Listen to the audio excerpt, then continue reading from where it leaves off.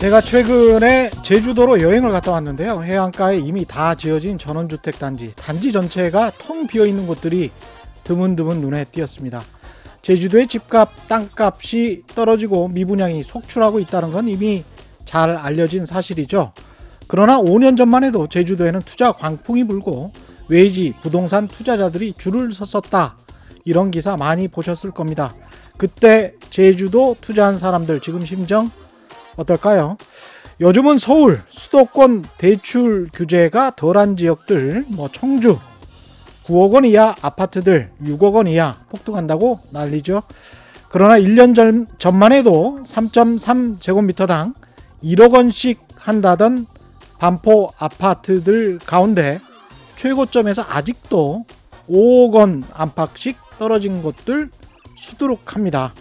그때 또 언론은 그랬었죠. 1년 전에 그랬었습니다. 강남 아파트는 금매가 나오기만 하면 현금 부자들이 줍줍한다. 왜 그런데 여태 아직도 안 사고 있는 걸까요? 1년 전에 비하면 수억 원씩 떨어져 있는데 말이죠. 한국 언론만 보면 모든 부동산이 다 다시 폭등하는 것처럼 착각하게 됩니다만 시장은 천차만별 차별적으로 움직임이 다릅니다. 지금 폭등한다고 하는 지역들도 시간이 지나면 어찌 될지 모르겠습니다. 네, 안녕하십니까? 세상에 이익이 되는 방송 최경영의 경제쇼 출발합니다.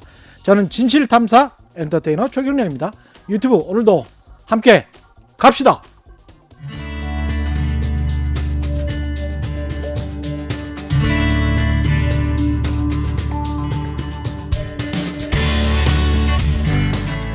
경제방송 아무거나 들으면 큰일 납니다.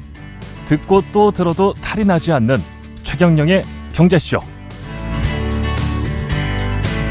네, 어제에 이어서 이 멤버 그대로 리멤버 찾아왔습니다. 오늘도 유튜브 3프로TV의 김동환 대한금융경제연구소장 오셨습니다. 안녕하십니까? 네, 안녕하세요. 예, 그리고 신환종 NH투자증권 FICC 리서치 센터장 오셨습니다. 네, 안녕하십니까? 어제 질문 중에 소화를 못한 게 있습니다. 네. 그 어떤 분이 앞으로 1, 2년 내 부동산 추세, 1, 2년 내.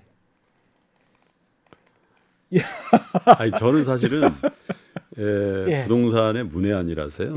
제가 더 라이브에서도 말씀 많이 하시잖아요. 아니, 진짜 문외한입니다. 왜냐하면 제가 집이 있습니다. 근데 집을 딱 2번 사봤거든요. 한 아파트 단지에서 딱 2번 사봤기 때문에 한 아파트 단지에서. 그래서 뭐 이사 수요가 있어서 한 번 바꿔 한 아파트 단지에 20년 살고 정말 있는데 그 동네를 좋아하시는군요. 아니, 근데 저는 집을 이렇게 구하러 다닐 만한 여유도 없을 뿐더러 투자의 관점에서 생각을 안 했습니다. 왜냐하면 그렇죠. 더 많은 투자의 기회들이 항상 있었기 때문에 금융시장에 또 전 세계적으로. 그때 한국 부동산은 그냥 거주 목적으로 한 채만 있으면 되지. 이걸로 집으로 튀겨야 되겠다는 생각을 잘 못했어요. 사실 솔직히. 왜냐하면 제 전공이 아니라고 생각했는데. 근데 그렇죠. 최근에 이제 방송 진행도 하고 부동산 전문가들을 많이 만날 기회가 2, 3년 사이에 굉장히 많아서 그분들 말씀들 이렇게 들어보잖아요. 근데 한 가지 저는 오프닝에도 하셨습니다만은 떨어지기도 하고 올라가기도 하는 겁니다. 집값이라는. 근데 이제 대체로 보면 올라가는 국면에서는 오른 것만 얘기를 하죠. 맞아요. 또 떨어질 때는 떨어진 것만 얘기를 한다고요. 근데 크게 봐서 저는 물론 이제 지역의 개발 호재라든지 정책의 변수 이런 것들이 다 버무려져서 결정되어지는 게 부동산 가격이고 그중에서도 우리의 부동산은 굉장히 특별하게 거의 규격화되어 있는 투자 상품화되어 있거든요. 세상에요. 집도 안 가보고 계약하는 나라 우리나라밖에 없어요. 제가 저는 미국에서 한번 집을 사봤는데 실거주 목적으로. 그때 무슨 얘기를 하냐면요. 그 미국에 있는 교민들이 저보다 오랫동안 미국에 살았던 교민들이 김 선생, 저 집 살 때는 100채 이상 봐야 돼. 100채? 왜? 집들이 다 다르잖아요. 카운티별로 다 다르잖아요. 그러니까 재미도 있어요. 가보면 와 이런 게 있었네. 근데 우리는 야 마레프 30평 몇 동 몇 호. 그거 가볼 필요도 없어. 그리고 호가 갭도요. 1,000만 원, 2,000만 원에 다 결정 나요. 그렇죠. 금매 아니면은 금매도 사실 주식 금매보다도 더 갭이 없어요. 그러니까 이거 투자 상품화돼 있는 정말 몇 안 되는 나라기 때문에 발생하는 일들도 굉장히 많습니다. 그러네요. 그리고 그런 네. 투자 상품화돼 있기 때문에 예. 언론도 그렇게 쓸 수밖에 없는 구조가 만들어져 있기도 해요. 그렇습니다. 그래서 예. 집이 저는 제 개인적으로 이렇게 개념 정의를 합니다. 우리의 삶의 터전이기도 하고 우리 가족의 역사의 현장이거든요. 예. 예? 예. 그 역사의 현장을 구매할 때 뭘 고려할지 생각해 보십시오. 차익을 고려합니까? 아니 물론 그것도 생기면 좋은 거죠. 그런데 역사의 현장과 삶의 터전을 고려할 때는 나에게 맞는 집인가? 예. 그리고 내가 우리 가족과 여기서 머물면서 의미 있는 일을 하고 의미 있는 정말 관계를 맺을 수 있는 동네고 여건이 맞는 데인가? 이게 더 중요한 겁니다. 그렇죠. 예. 그래서 저는 그런 데를 발견했기 때문에 20년 동안 이사를 안 가는 거예요. 센터장님은 집 어떠세요? 일단 뭐 한국 부동산은 뭐 제가 하지도 않고 예. 저희들의 FICC에서 커버를 하는 부동산이 있긴 있는데 한국은 오피스 정도나 딜 정도고 해외에 뭐 오피스 무슨 호텔 이런 딜 할 때가 주로라서 상업용 부동산이 그렇죠. 주로서 예. 한국 부동산은 지금 소장님 말씀하시는 걸로 가름하시면 될 것 같습니다. 아, 그러면 저만 얘기한 거가 되잖아요. 일단 어제 저도 문외한인데 어제 금융시장 환경 이야기를 쭉 했었고 환경은 선진국 신흥국 선진국적으로 돈이 쏠림 현상 그거는 뭐 별로 변한 게 없는 것 같기도 합니다. 근데 투자 성향 같은 게 특히 이제 개인 투자자들이 많이 참여하면서 좀 달라진 게 있는지 그런 거를 좀 짚어주시면 좋을 것 같은데요. 주식시장에 있어서. 센터님, 예. 글쎄요, 일단 워렌 버핏 형님이 자꾸 헛발질을 하셨죠. 거의 조롱거리가 되셨어요. 한국에서는. 예. 그러니까 이런 것 같습니다. 워렌 버핏이 2008년 9월에요. 그때 리만 9월에 쓰러지고 파산하고 나서 9월 말쯤에 밤에 자고 있는데 갑자기 골드만삭스 임원들이 찾아왔어요. 예. 전환사채 발행해달라고. 그 새벽에 50억 달러 현금 갖고 있는 사람이 워렌 버핏밖에 없었나 봐요. 어휴. 와가지고 그 정도로 골드만삭스도 위험했다는 얘기입니다. 그때 리만 쓰러지고 나서 다음은 뭐 모건 스탠리 또 메릴린치. 그래서 메릴린치는 BOA로 넘어갔고요. 예. 그다음에 골드만삭스도 위험하다는 얘기가 많이 나왔었어요.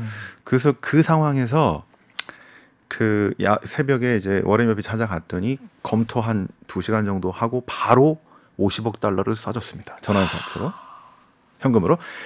그게 대박이 났잖아요. 예. 그랬죠. 그래서 이제 한 12년 지났더니 워렌 버핏이 딱 보니까 또 오겠네. 그래서 잔뜩 현금화 해가지고 갖고 있었어. 근데 안 오네. 그러는 거였구나. 요번엔 안 온 거예요. 뭐야? 봤더니 그러니까 그때랑 다르게 2008년 9월에는 연준과 미국 정부가 이 지원을 실은 미적거리다가 실은 타이밍을 놓쳐서 미국 주식 바닥이 2008년 9월이 아니고요. 2009년 2월이었었어요. 예. 계속 떨어지고 헤맵니다. 그다음에 유동성 위기에 아주 또 파산하고 이게 계속 AIG 났었잖아요. 예, 그렇죠. 자, 뭐를 하자도 문제 때문에. 근데 요번에도 실은 똑같은 패턴이 왔기 때문에 이분이 그 생각한 겁니다. 이거 또 오겠구나. 이제 잔뜩 현금화해서 사야지라고 했는데 안 온 거예요. 그래서 이게 요번에 많은 투자 전문가들이 실수를 많이 했는데 그래서 저희들이 저번에 이제 위기가 항상 이게 진화하더라. 그죠? 그 얘기 한번 했죠? 예. 근데 정부 대응도 같이 마찬가지로 진화하더라. 예. 그러니까 똑같은 패턴은 없어요. 자, 지금 이제 6월, 7월, 8월 이 정도가요. 올해 1월, 2월하고 상당히 좀 다르긴 합니다. 예. 뭐가 다르냐? 일단 작년 연말 연초에 저희들은 올해 시장 전망을 되게 나쁘게 봤고요. 그러니까 미국 국채를 사라. 예. 그랬죠. 예. 채권으로 안전자산 위주로 가야 된다. 맞아요. 예, 저희들처럼 나쁘게 본 놈도 있었고 예. 또 좋게 본 놈들도 있었어요. 예. 그죠? 예. 특히 주식하시는 분들은 야, 이게 보니까 야구, 저희 생각은 이 야구로 치면 이건 9회다. 끝났다, 이제. 그러니까 뭐 얼마 먹으려고. 그때 9회다. 이런 9회다 그랬죠? 이야기 했었어요. 예. 네, 근데 주식하는 사람들은 9회면 한 해 더 남았네. 그리고 잘하면 연장 정도 가겠네. 그래서 그때 엄청나게 실은 익스포저를 늘렸었습니다. 이게 1월, 2월 상태였어요. 예. 그게 실은 완전히 이게 엇갈려 버렸는데요. 그렇죠. 그때는 실은 주식하시는 분들도, 그러니까 지금 좋게 보신 분들도 이게 10년간의 확장 사이클의 끝이었기 때문에 레이트 사이클이라 그러죠. 예. 그러니까 해봤자 얼마 안 남았어. 그렇죠. 한 번 더 먹으려고 했기 때문에 여차하면 던질 생각하고 있었어요. 그죠? 준비는 싸놨는데 한 번 더 먹으려고 하다가 상황이 이렇게 되니까 다 던져버린 거예요, 실은. 그렇구나. 급락했습니다. 예. 자, 이제 6월, 7월, 8월은 뭘까요? 자, 이게 저 사람들이 2,450 가니까 위험하다고 막 팔려고 하다가 보니까 타이밍 놓쳤죠? 예. 1,750 가니까 이제 또 위험하다고 그러는데 더 올라가죠? 언제 서라고? 지금 현금 갖고 있는 사람이 너무 많아. 그렇죠. 그다음에 기관도 그렇고요. 못 샀어요. 그죠? 그러면 이제 여기서 이제 우리가 조정을 어느 정도 받을 거라고 예상은 합니다. 누구든지 다. 예. 그러면 올해 3월 달처럼 그렇게 빠질까요? 이게 상황이 예. 지난번에는 레이 사이클의 마지막이었기 때문에 일단 도망가자가 엄청나게 많은 상황. 지금은 시작하는 사이클의 초반이다라는 거예요. 기다리면 물려도 이번에 해서 물리면 예. 에이 뭐 2, 3년 갖고 있지 뭐 이런 생각이 들기 때문에 예. 지금은 아마 조정 받고 그러면은 살 사람들이 실은 많이 있을 겁니다. 요런 저희가 이제 그 이제 기관 투자가들이 실은 사이클로 이런 그 투자를 많이 했거든요. 초반에는 주식 많이 들이고, 그죠? 사이클 초반에는 예. 격변가 됐을 때, 그 다음에 사이클의 정점에서는 오히려 이제 금리가 올라간 상태이니까 채권 비중을 높이기도 하고 이렇게 예. 하는데, 그 사이클로 설명드리자면은 지금 그래서 1월, 2월과 지금 6, 7, 8은 그 상황이 다를 수 있다. 아직 별로 많이 못 샀다 기관들도. 네, 기관들도 그렇고 개인들도 그렇고 생각이 1월, 2월은 레이스 사이클의 끝. 사이클의 끝 10년 동안 예. 지금은 새로운 사이클의 초반이 될 수 있지 않을까라는 기대감. 네. 동의하십니까?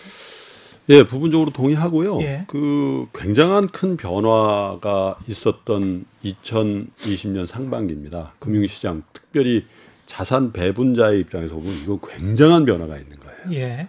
예. 그래서 초기에 3월, 4월에 아마 우리 최 기자님도 전화 많이 받으셨을 때 저도 하루에 한 10통 이상씩 받았거든요. 지금 주식 아니 진짜 한 4, 5년 동안 한 번도 통화 안 했던 친구 후배들도 전화해서 아 형님 누구야 뭐 주식 사도 되냐? 예. 근데 그때 제가 느낀 게 뭐냐면 이렇게들 전화를 해요. 누구야? 어떻게 주식 들어가도 되냐? 이렇게 얘기를 하더라고요. 대부분이. 그래서 예. 그 내가 뭐 조언을 뭐 할 입장인지 모르겠는데 얘기를 해주고 끊으면서 왜 주식을 들어가도 되냐라고 할까 제가 생각을 해본 거예요. 예. 들어가도 된다라는 얘기면 들어가면서 나올 걸 생각하기 때문에 그런 거예요. 예. 네. 들어가? 그거 들어간다는 왜 야, 내 투자해도 되냐 이렇게 얘기를 안 하고 사도 되냐 이런 얘기를 안 하고 들어가도 되냐 그 의미는 그러네. 나올 걸 언제 나올 걸 미리 전제하고 들어간다는 얘기예요. 그러네요. 예. 예. 그런데 가만히 보십시오. 우리는 언제나 우리 자산을 알로케이션 배분하고 있어요. 그렇죠. 주식에도 현금에도 부동산에도 그렇습니다. 금융상품에도 배분하고 있는데 저 같은 그 배분을 주로 하는 사람의 입장에서는 야 주식이 떨어졌잖아. 내가 생각하는 내재 가치보다 싸잖아. 그러니까 주식의 배분 비율을 늘리는 거예요. 늘리는 거. 예. 늘린다는 건 나중에 줄인다는 걸 전제로 하는 거죠. 나온다는 개념은 없어요. 그렇죠. 저한테는. 예. 주식 투자는 물론 어떤 주식을 빵으로 만들 극한적인 상황도 있겠죠. 너무 고평가라고 생각하면. 예. 근데 저는 항상 주식 투자를 해왔거든요. 30년 가까이. 예. 주식이 없었던 적이 거의 없어요.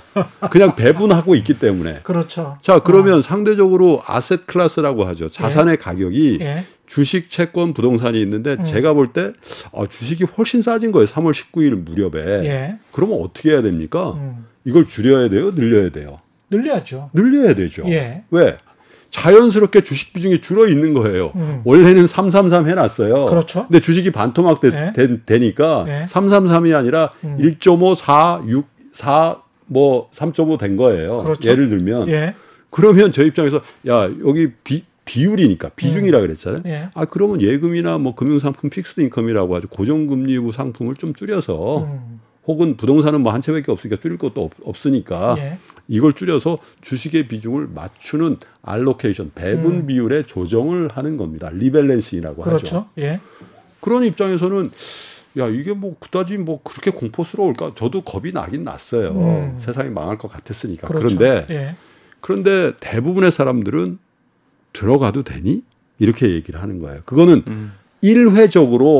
일회적인 투자 행위라고 생각하는 거예요. 투자를 들어갔다 나오면 끝나는 단선적인. 먹고 그죠? 빠지겠다. 그렇죠. 예. 그러니까 타이밍이 중요한 겁니다. 예? 그러니까 예를 들면 3월 19일 날 못 사서 3월 20일 날 보니까 조금 올라서 아까워. 그리고 4월 1일 날 보니까 더 많이 올라서 못 사요. 아까 신한정센터에 말씀하셨잖아요. 그럴 필요가 없는 거죠. 배분자의 입장에서 보면 그래? 4월 1일 날 많이 올랐지. 그러면 배분 비율을 내가 3월 19일 날 못 샀을 때 넣었을 투자할 만큼 아니고 조금 덜 하면 되잖아요. 그렇죠. 예. 리스크 관리란 측면에서. 그렇죠. 그러면 마음이 편한데 대부분의 개인 투자자 여러분들이 요즘엔 많이 바뀌었습니다만은 대체로 어떻게 하냐면 한 번 들어갔다 잘 나오는 그 자체 그 일회적인 행위를 사고 파는 행위를 투자라고 생각하기 때문에 주식 투자라고 생각하기 때문에 굉장히 많이 피곤해하고 두렵고 또 어쩔 때는 과도하게 기대를 하고 그러는 거거든요. 그렇죠. 한 번이라고 보기 때문에. 예. 근데 투자는 결코 그렇게 해서 승부가 나지 않는데 최근에 우리 투자자들이 굉장히 많이 바뀌었어요. 그래서 초기에 언론이라든지 또 주식 투자를 좀 배관시하는 분들이 야 이거 제2의 이 비트코인 사태 터졌다 이거. 예. 그리고 30대 그 아파트 막 빚내서 사는 그런 사태의 재현이다. 예. 절대 그렇지 않다는 거예요. 이게 우리나라의 상황만 그렇게 됐으면 제가 이해를 하는데 미국도 로빈 후드가 지금 그렇죠. 얘기하잖아요. 예. 일본도 닌자 개미니 뭐 이런 얘기 하잖아요. 그건 뭐냐? 초저금리 상태에서 막대한 유동성 장세를 맞은 개인 투자자들의 어쩔 수 없는 선택. 예, 어쩔 수 없는 자산 배분 비율의 조정으로 나타난 겁니다. 예. 물론 이게 추세적으로 계속 올라갈 거라는 그런 얘기가 아니에요. 그러다 빠지기도 하고 그래서 네. 뭐 원성을 굉장히 힘든 국면도 나올 거예요. 그렇겠죠. 그런데 잘 생각해 보십시오. 최 기자님이나 저나 사회생활 처음 했을 때 제 예. 급여 통장에 재형저축 계좌에 15%였어요, 이자가. 예. 정부에서 가상금리 줘서. 예. 그러면 그때 뭐 돈도 없었지만 1억 예. 맡기면 1,500만 원 나올 때잖아요. 어휴. 그때 삼성그룹 초임 연봉이 900만 원일 때입니다. 그렇죠. 예. 그러면 불로소득이 7시에 출근해서 밤 12시까지 일하는 사람보다 더 많이 버는 거예요. 그렇죠. 예를 들면. 예. 그죠? 지금 어떻습니까? 1억 넣으면? 1억 넣으면 뭐. 예, 100만 원 나옵니다. 예. 예. 그때 100만 원과 지금 100만 원은 또 천양지차죠. 그러니까 이걸 못 견디는 거예요. 어떻게 견뎌요, 이거를. 그러니까 어쩔 수 없이 뭐라도 해야지. 예, 뭐라도 해야 되는데 정말 힘든 때 글로벌 팬데믹이 와서 정말 저거 사면 부자 될 것 같은 거였는데 너무 비싸서 못 사고 있는 게 반토막 나버린 겁니다. 그걸 참을 수 없는 거죠. 그렇죠. 그리고 또 한 가지는 최경영 경제쇼도 그렇고 저희 3프로TV도 그렇고 이 디지털 컨텐츠에 담아내는 이 지식과 정보의 퀄리티가 전하고 완전히 달라진 거죠. 정보가 평등하게 됐어요. 그렇죠. 전에는 주식시장의 정보라는 게 펀드 매니저와 애널리스트 사이에서만 왔다 갔다 했잖아요. 맞아요. 근데 지금은 3프로TV도 그렇고 여기도 그렇고 이코노미스트, 애널리스트, 전략가 이런 사람들이 하물며 국민연금 우정사업 우리나라 최고의 펀드 매니저 앞에서 프리젠테이션 하는 것보다 더 친절하게 해줘요. 거기다 최 기자님이 막 또 맛깔스럽게 더 재밌게 해줘요.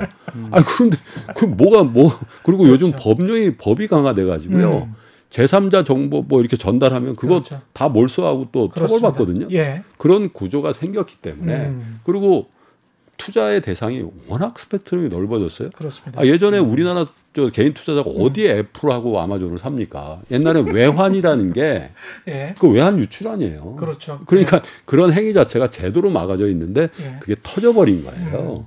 그러니까 구글을 통해서 뭐 네이버를 통해서 많은 정보를 또 이런 디지털 콘텐츠를 통해서 내가 공부해서 하면 할 수 있네. 내 기관 투자가 외국인 투자가에 비해서 내가 못할 거 없다라는 자각이 일어난 거고 그 학습 능력이 또 젊은 분들이 워낙 뛰어나잖아요. 그래서 경쟁력이 있는 현명한 투자자의 비중이 계속 늘고 있는 겁니다. 그래서 개미 투자자니 뭐 개인 투자자 맨날 깨지고 그런 거에 대해서 우리 극복할 수 있다라는 자신감이 물론 너무 오버할 필요는 없어요. 그건 경계해야 되지만은 가능성을 본 거고 어쩔 수 없는 이 자산 배분의 변동 그리고 디지털 콘텐츠로 담아내는 지식과 정보의 유통의 혁명 이런 것들이 맞물리면서 개인 투자자들의 투자 시장에서의 태도와 어떤 경향성이 굉장히 큰 변화. 예, 그거의 트리거링 효과가 이번에 글로벌 팬데믹이었다 이렇게 보는 겁니다. 증권사 입장에서는 좋은 거 아닙니까? 개인 투자자들이 이렇게 굉장히 관심을 갖기 시작하면? 아니요, 꼭 그렇지는 않습니다. 꼭 그렇지는 않아요. 왜냐하면 예. 그 브로커리지라고 하는데 그 수수료는 이제 한 5% 4%로 엄청나게 줄어들었고요. 저희들이 이제 대형 자기자본으로 아까 말씀드린 해외에 있는 이제 오피스, IB, 호텔, 예. 또 인프라 투자, 또는 채권 투자, 해외 주식 뭐 이런 식으로 투자를 직접 하시는군요. 예, 예. 그러니까 그걸로 이제 바뀌기 때문에 그 거래에는 수수료 공짜잖아요. 예. 그래서 그거는 그 주가 수익은 아마 별로 상관이 없을 것 같고요. 제 생각에는 그 이제 여러분 저희들이 이제 3월, 4월 저희들 아마 기억납니다. 그때 막 3월에 막 급락했을 때 예. 아까 저희들은 이제 국채 쪽 비중을 작년 연말 연초부터 늘렸다가 자 이제부터는 2천 밑에서는 이제 한번 채권 할 거냐 주식 할 거냐 해가지고 이 주식 해야 된다고. 그렇죠. 예. 그게 실은 아까 저 소장님 얘기하신 들어간 건데요. 들어가서 이제 많이 좀 버셨습니다. 근데 저는 지금부터는 예. 좀 빠져나와서 좀 다른 데로 갔으면 좋겠다는 생각이 드는데요. 예. 왜냐하면은 그때 3월에 이제 들어가신 분들은 돈을 벌었는데 예를 들어서 그 전에 2월, 1월에 풀리 익스포저가 꽉 차왔던 분들은 예. 엄청나게 많이 돈을 잃으셨어요. 그러니까 실은 그게 부각된 게 아니고 예. 오히려 그 뒤에 새로 들어가신 분들이 부각됐기 그렇죠. 때문에 또는 예. 버틴 분들은 그냥 회복 예. 이렇게 돼 있는 거기 때문에 예.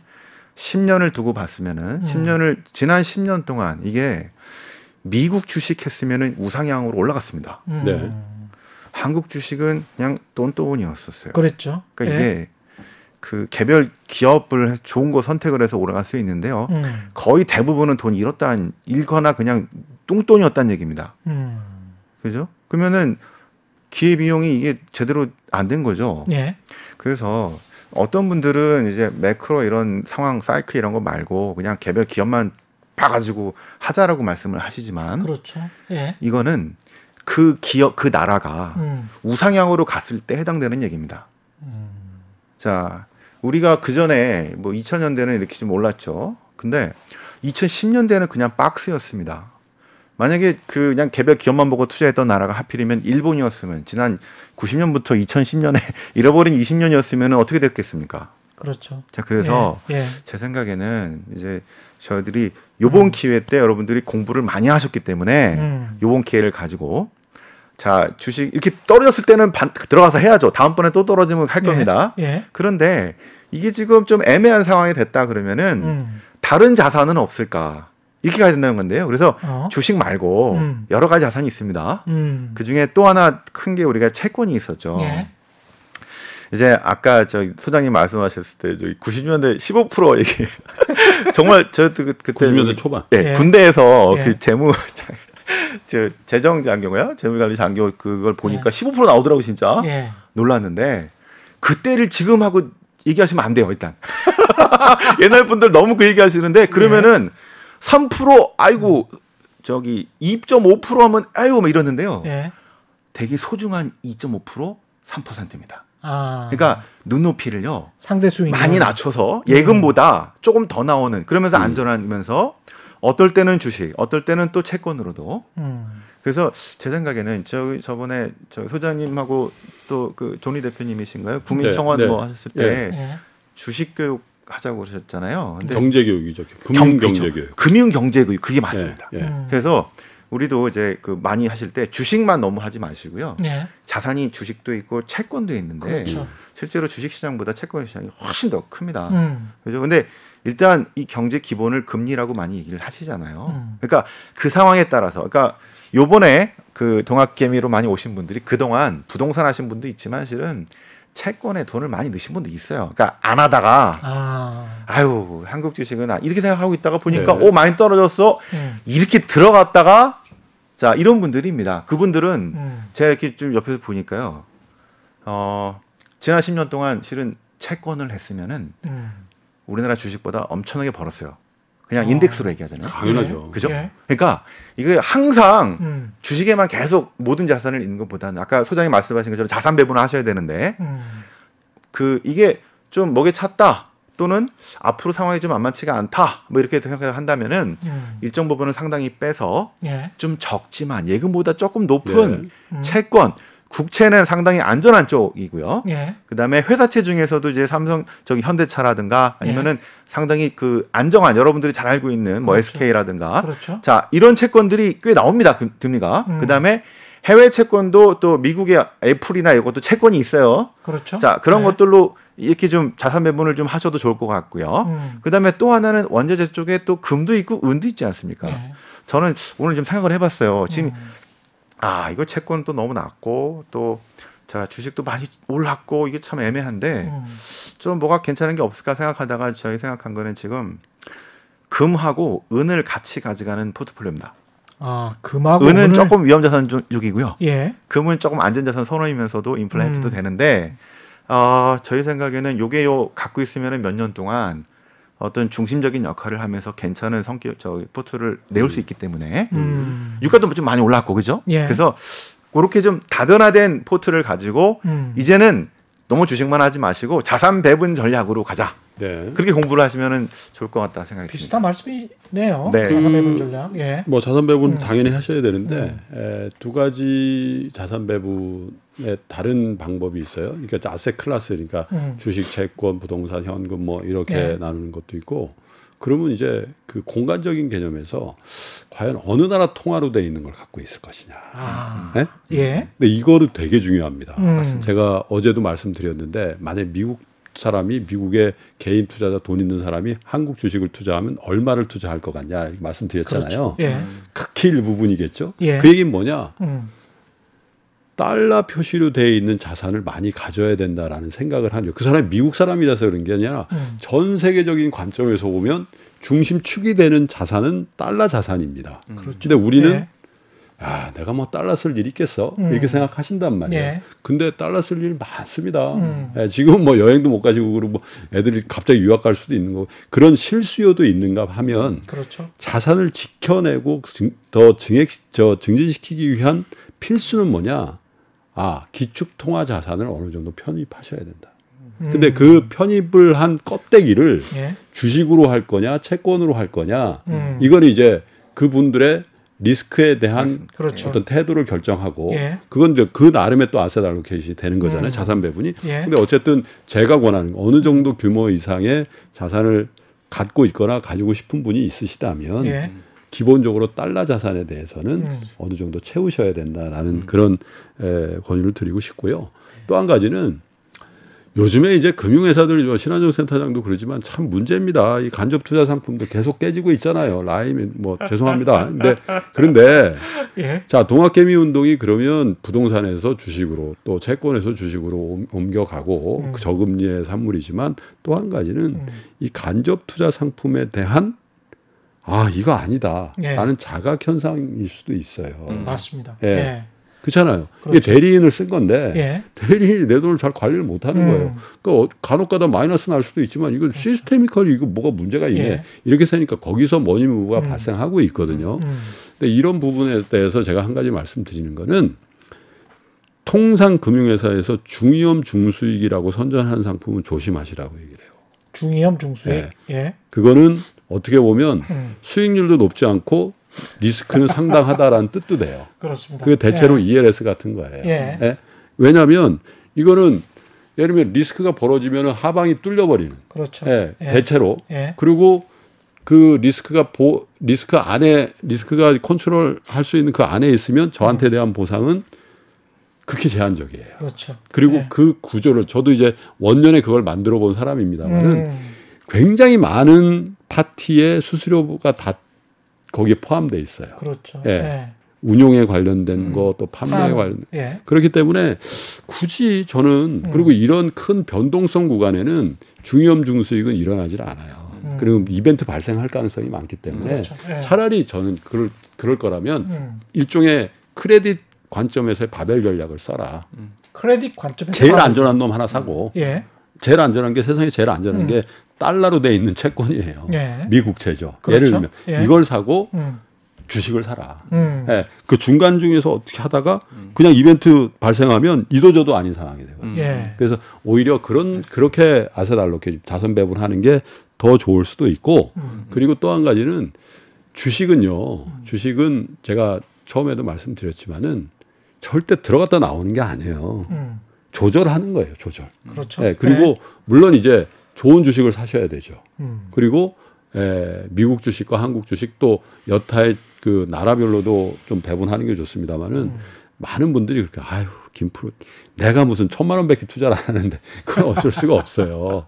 예? 그렇지만 예. 현실적으로 그렇게 못한다 하도록 학습하셔야 돼요. 왜냐하면 여러분들의 목표가 1,000만 원이 아니지 않습니까? 1억이고 10억이고 자산을 형성하시려고 그러잖아요. 그렇죠. 예. 준비하고 계셔야 된다는 겁니다. 그리고 그 준비가 그냥 뭐 책 읽고 방송 보고 그런 게 아니라 조금이라도 실행을 해봐야 돼. 예. 예. 안 해보면 절대 몰라요. 신한정센터장이 예. 소개하는 국채도 사보시고 또 해외 채권도 사보시고 소액도 가능하죠.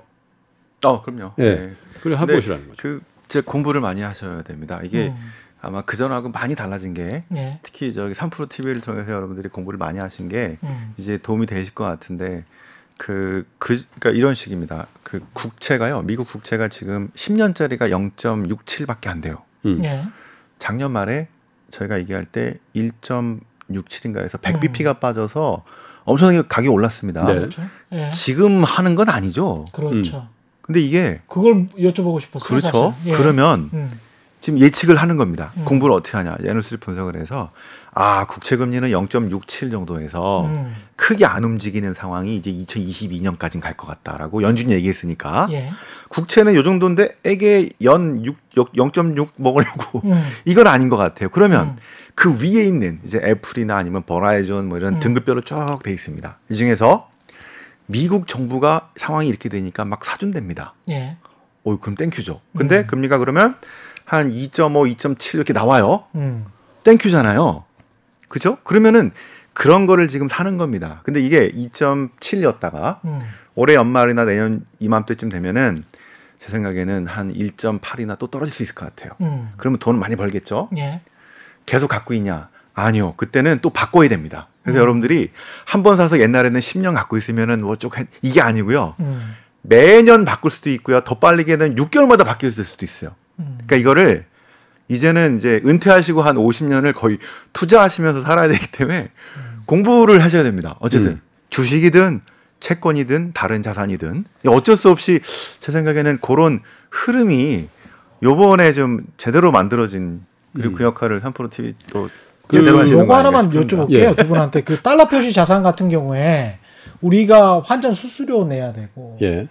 그다음에 환손실 염려도 있지 않습니까? 그렇죠. 근데 꼭 위기 상황에서 이제 달러 표시 자산에 관한 관심이 높아져요. 그래서 예. 시점을 이렇게 경제 위기 상황, 팬데믹 상황에서 그래도 자산 배분을 어느 정도 해야 되니까 달러 채권이나 뭘 들어가 보자.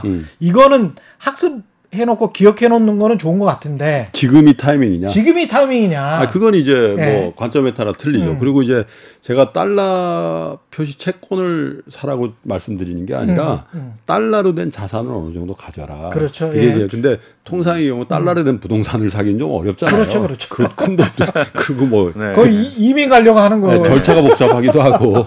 그런데 예. 자, 예를 비유가 적절한지 모르겠는데 예를 들면 달러 표시 미 국채를 사는 거는 큰 크루즈에 제가 타는 거예요. 이거 파산할 염려 전혀 없어요. 그렇죠. 그렇잖아요. 예.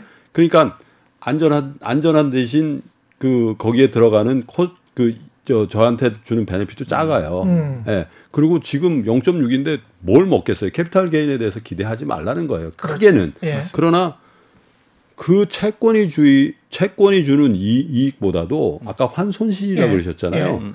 사실 우리는 대부분의 원화 표시 자산을 갖고 있기 때문에 그중에 10분의 1을 뜩 띄어서 그거를 산다 하더라도 만약의 경우에 신흥국 자산이 타락되는 거예요. 예. 우리나라 신흥국이잖아요. 예. 신흥국 자산 타락되면 우리나라도 어쩔 수 없습니다. 그렇죠. 예. 그 원화가 훼손돼요. 예. 그럴 때 이게 어느 정도의 해지 기능을 하는 거지. 그러니까 근데 나는 근데 저 0.6%는 도저히 만족 못 하겠어. 그러면 달러로 돼 있는 모터포트를 사는 거예요. 뭐죠? 미국 나스닥을 사는 거죠. 그렇죠. 이게 뭐 출렁거려요. 근데 짜릿하죠. 근데 이거 전복의 위험이 있어요. 그런데 예. 그럼에도 불구하고 달러로 돼 있다는 거예요. 원화로 돼 있는 자산 모터보다도 훨씬 견조할 수 있어요. 예. 왜? 달러 표시로 돼 있기 때문에. 주가로만 보면 와 나스닥이 엄청 위험해 보이는데 근데 나스닥에 모 주식이 30% 빠졌다고 하자고요. 그 30% 빠지는 국면이라는 건 그 글로벌 시장이 굉장히 힘든 상황일 거예요. 그렇죠. 그러면 원화 가치는 어떻게 돼 있을까요? 더 힘든 상황이 돼 있을 수도 있겠죠. 예. 그러니까 달러로 돼 있는 자산을 어느 자기 금융자산에 어느 정도까지는 갖고 있는 게 마음이 편합니다. 맞습니다. 네. 근데 우리는 어떻게 하냐면 우리가 신흥국에서 좀 제일 앞서 있는 나라잖아요. 그렇죠. 예. 채권은 거의 신흥국 대우를 안 받고 선진국 대우를 받는 나라거든요. 예. 근데 우리의 해외 자산 투자는 어디로 가 있냐면 우리보다 훨씬 더 신흥국으로 가 있어요. 주식은 중국 주식 많이 사놨고요. 예. 채권은 브라질 채권 많이 사놨고 그래요. 이거는 어떻게 보면 배로 비용하면 나룻배를 타는 거예요. 예? 목선을 타는 거라고요. 예. 뗏목 타는 거예요. 예를 들면. 예? 그러니까 우리가 신흥국에 있을 때는 기본은 어떻게 기축통화로 되어 있는 이 자산을 어느 정도까지 갖고 있고 그리고 나서 돈을 더 벌고 싶을 때 신흥국 자산을 더 사는 겁니다. 근데 이거를 그냥 스킵해버리 안 하고 그냥 여기에 결과가 좋을 리가 없어요. 왜냐하면 흔들릴 때마다 손절을 치고 나온 거거든요. 근데 우리나라보다 더 흔들리거든요. 얘가. 브라질 채권 어떻게 됐습니까? 그렇죠. 통화 가치가 어떻게 됐냐고요. 그렇죠. 중국의 주식 그 상하이 주가 지수의 인덱스의 그 차트를 보세요. 그 변동성이 우리나라보다 훨씬 심하죠. 네, 올라갈 때는 뭐 영원히 올라갈 것 같죠. 큰 나라니까. 빠질 때는 뭐 그렇잖아요. 그래서 절대 미국 국채를 무조건 사시라는 말씀이 아니라 달러로 되어 있는 자산을 어느 정도까지는 갖고 계시는 게 특별히 이런 위기 국면에 지금 위기 국면에서 완전히 벗어난 거 아닙니다. 그렇죠. 하반기 어떻게 될지 몰라요. 그래서 좀 맞습니다. 편입할 필요성이 있다. 저 100% 동감하고요. 달러 자산을 이제 저희가 부동산이나 이런 자산이 원화 자산이기 때문에 많이 어차피 원화가 많을 수밖에 없기 때문에 그러네요. 달러 자산으로 이제 금융 자산은 좀 가져가시는 게 되게 좋은데 저는 이제 국내 주식은 아까 어제도 그랬습니다만 이게 코로나는 강한데 이게 미중이 약하고 막 그런 것 때문에 지난 10년 동안 이게 안 나왔잖아요. 실은 중국 했으면 더 마이너스예요. 인덱스로만 얘기하자면. 미국 주식은 올랐잖아요. 근데 그전 10년, 2000년에서 2010년은 미국 주식도 실은 별로였습니다. 10년 동안. 그러니까 이제 계획을 짜실 때 향후 2020년대를 한번 쭉 보시고 이거를 펼쳐서 보시라는 얘기예요. 잘못하면 물리니까. 존버해야 되니까. 좀 장기적 관점에서 봤을 때 향후 10년을 이끌고 갈 나라는 뭐 미중이 어떻게 되든 간에 일단은 미국은 통화정책, 재정정책 뭐 여러 가지를 통해서 이 기업에 가장 좋은 환경을 만들어낼 수 있는 나라. 자본시장도 그렇고. 그러니까 주식도 실은 그동안 이렇게 올라왔지만 앞으로도 저도 올라갈 거로 봅니다. 그래서 떨어질 때마다 전략들 괜찮을 것 같고요. 그다음에 한쪽만 너무 몰리고 있으면 그러니까 아까 미국 국채는 옛날에 좀 높았을 때 괜찮은데 지금 너무 낮은데 비슷한 효과를 낼 수 있는 미국 회사채 이자를 꼬박꼬박 주는 이 회사채가 미국 정부가 사주는 이 프로그램 안에 들어가 있어요. 그래서 지금 한 3% 전후도 괜찮단 말이죠.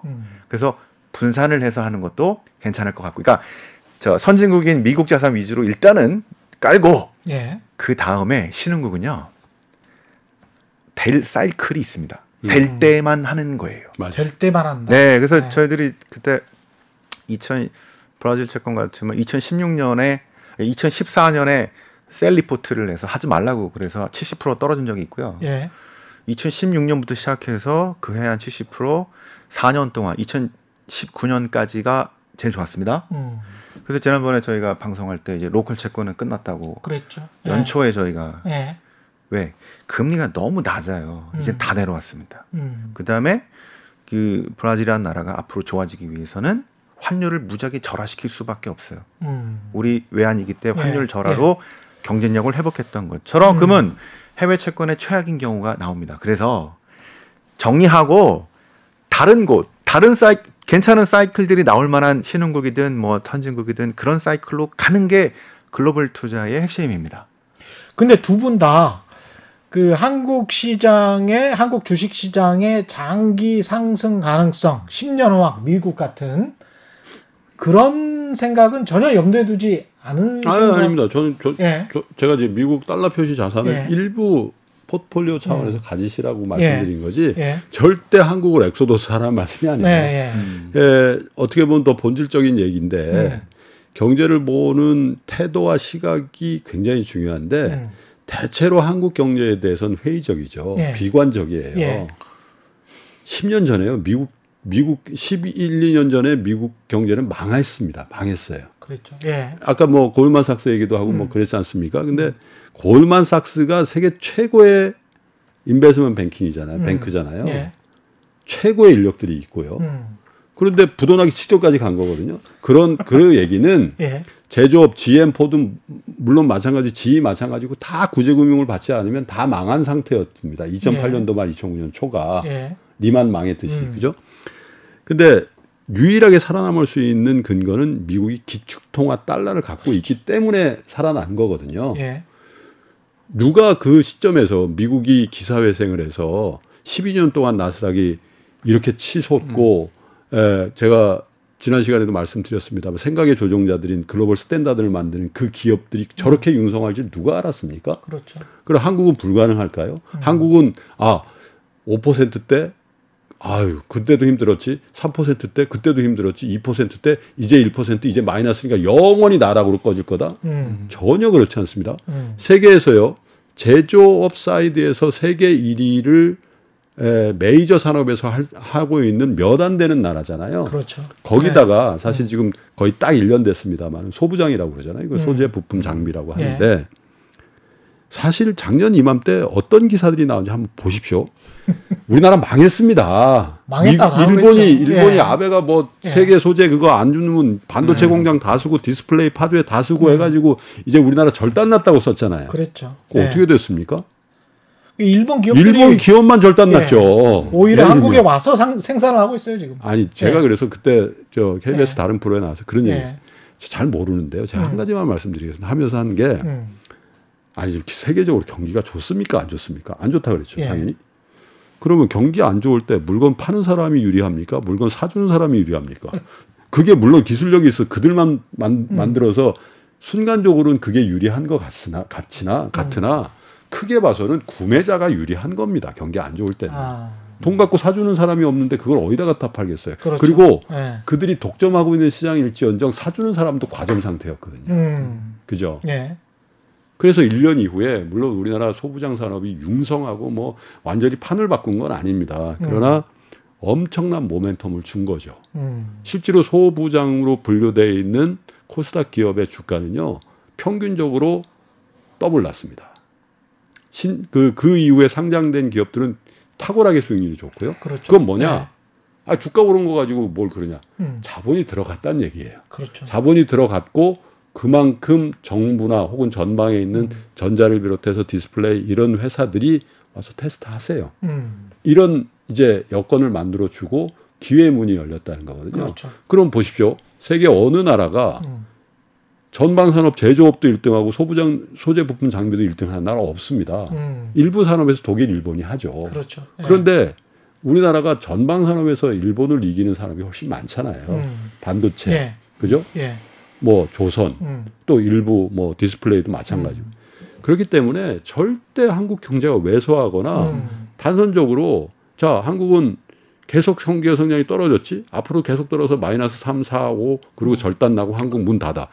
절대 그렇죠. 역사가 그렇게 됩니까?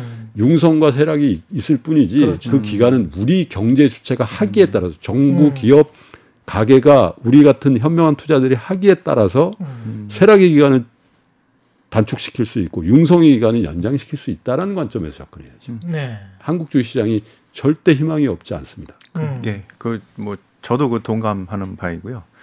그래서 아까 미국은 향후가 전 세계에서 봤을 때 향후에 이제 서로 그 파이를 뺏어 먹는 게 아니라 이제 새로운 파이를 만들 수 있는 나라, 만들 수 있는 기업들이 아까 어제 말씀하셨던 것처럼 소장님 말씀하신 것처럼 미국이 거의 다 있기 때문에 자, 그래서 앞으로 리드할 거라는 거는 제가 인정하고 국내에는 제 생각에는 동학개미운동으로 개별로 투자를 많이 하셨는데요. 이게 계속 이렇게 가면은 저는 별로 안 좋을 것 같습니다. 동학개미로 개별적으로 계속 투자를 하기보다는 이제는 본업으로 좀 돌아가셔서 본업의 공부를 열심히 좀 하시는 일을 하시면 좋겠고 왜냐하면 모두가 애널리스트가 되고 모두가 펀드 매니저가 될 수는 없습니다. 왜 이게 공부를 엄청나게 해야 되는 것들이거든요. 그래서 최경영의 경제쇼를 폐지하라 하시더라도 이게 못 보니까 그거를 전문적으로 하는 사람들이 이제 펀드 매니저로 그 이제 뭐죠 운용사들 이런 데가 있습니다. 이런 기관 펀드 매니저 기관 투자자들이 커져야지 우리가 글로벌하고 상대를 할 수가 있어요. 근데 지금은 그렇죠.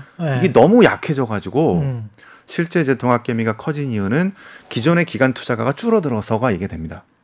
이게 많이 줄어들었어요. 여러 가지 신뢰를 많이 이런 것도 있지만 하지만 그럼에도 불구하고 우리는 펀드들을 기관 투자가들을 정말 괜찮은 기관 투자가들을 많이 만들어서 그러니까 채권에서의 핀코 자 하면은 또 뭐 어디에 뭐 블랙 뭐 이런 것처럼 그런 커다란 아주 글로벌리 움직일 수 있는 이런 게 나와줘야 돼요.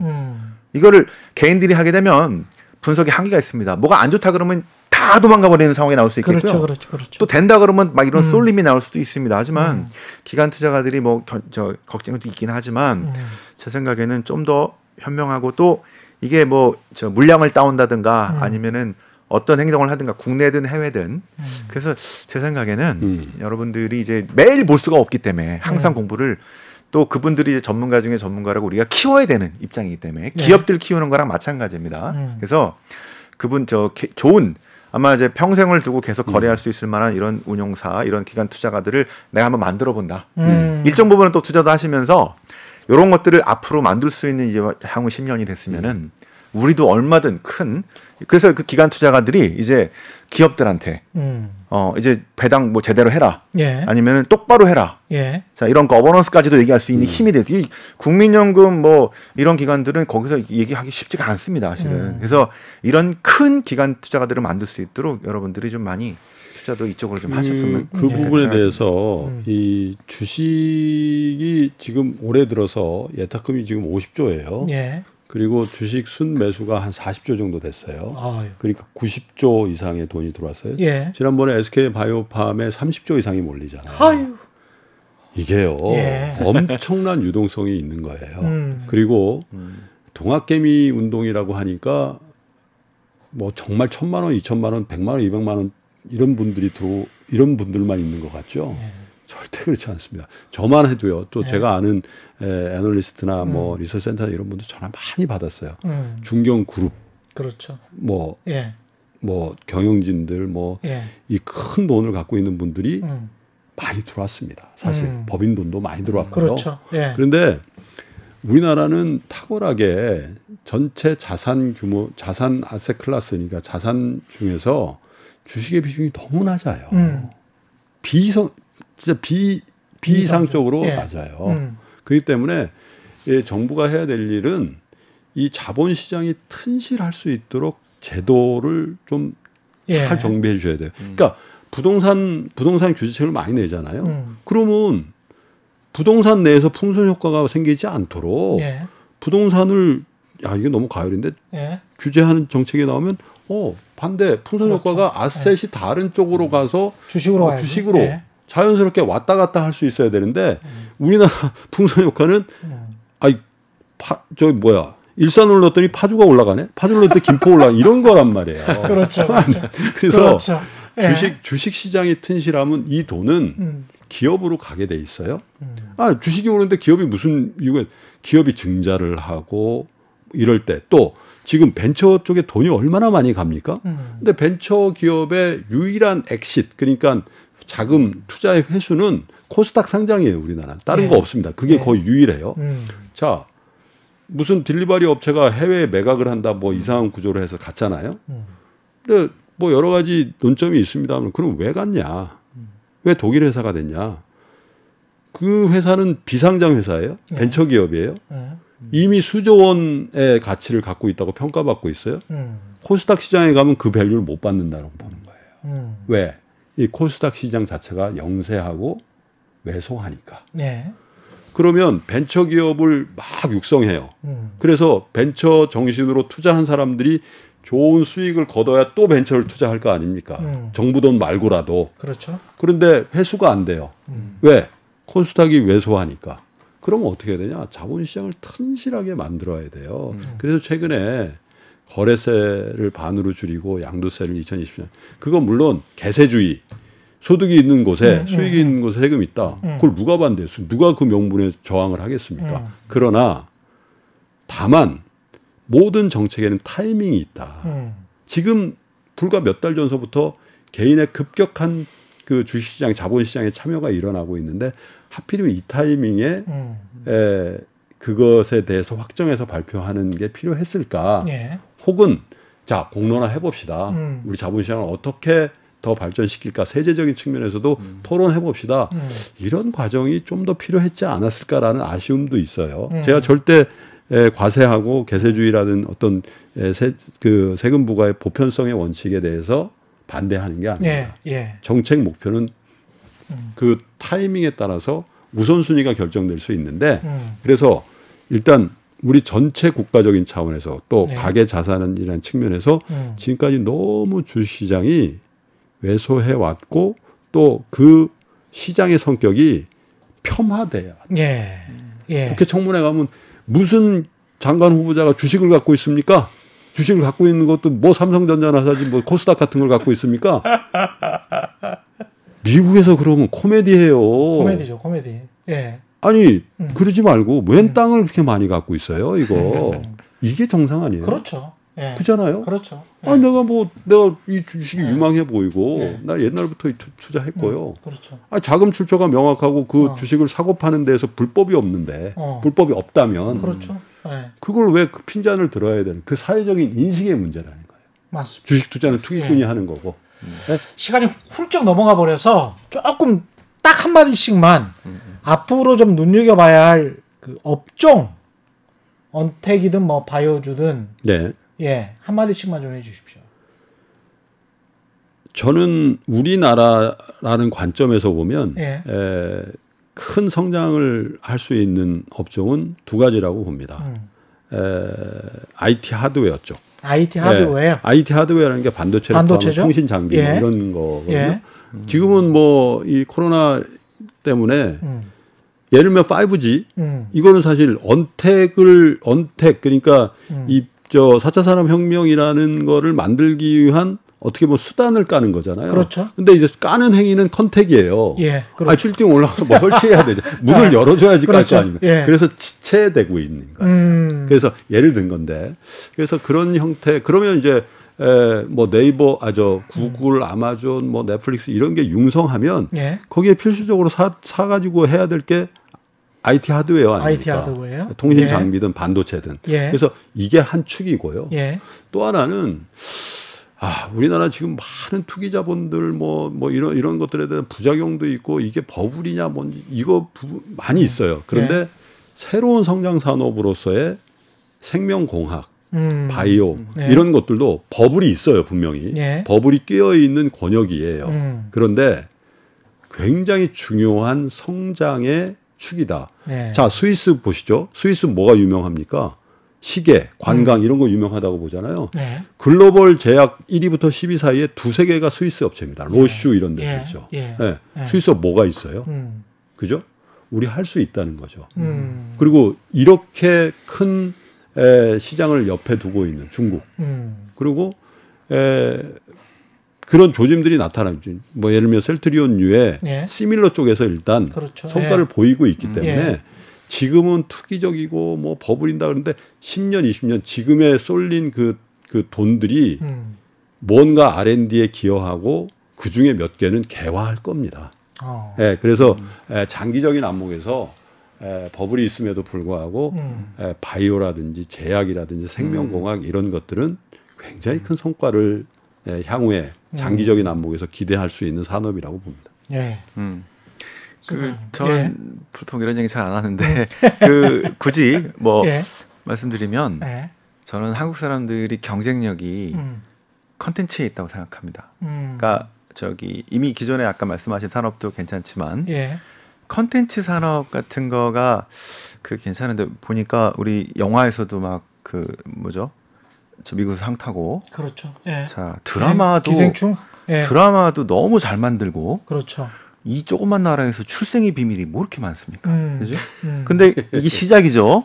별그대도 그렇고 하여튼 제 드라마를 제게 보는데 이 차라리 이 컨텐츠 산업 쪽을 제 생각엔 한 10년 정도 투자하시면 우리가 아주 커다란 산업으로 지금은 아직은 작지만 아주 상당한 이런 큰 산업으로 성장이 있을 것 같다 생각이 들어서 예. 그 정도 한번 말씀드립니다. 오늘 긴 말씀 감사하고요. 어제 오늘 긴 시간 함께해 주셨습니다. 김동환 대한금융경제연구소장 그리고 신환종 NH투자증권 FICC 리서치 센터장이셨습니다. 고맙습니다. 네, 고맙습니다. 예, 저희가 준비한 최경영의 경제쇼는 여기까지고요. 오늘 저녁 10시에 이슈 오도독 있습니다. 꼭 좀 기억해 주시고요. 저는 KBS 최경영 기자였습니다. 지금까지 세상이 이익이 되는 방송 최경영의 경제쇼였습니다. 고맙습니다.